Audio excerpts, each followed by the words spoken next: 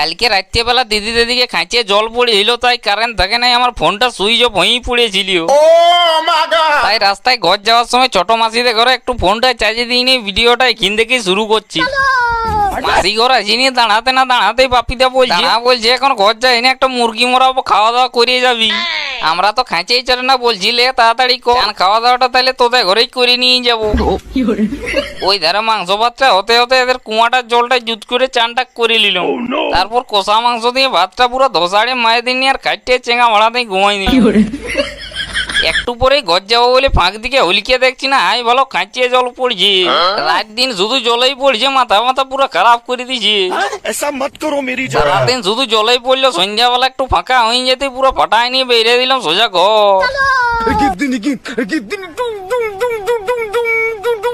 আস্তে আস্তে অর্ধেক রাস্তায় কাঁচিয়ে জল পড়ছিল, তাই জল ফল মানে নেই, পুরো বোকারে নিয়ে যাচ্ছে। আজকে আর বেশি কিছু নাই, জলে জলে ভিজে ভিজে ভিডিওটা শেষ করে দিলাম। এরকম চাংড়া ভাড়া ভিডিও দেখতে হলো ফলো করো।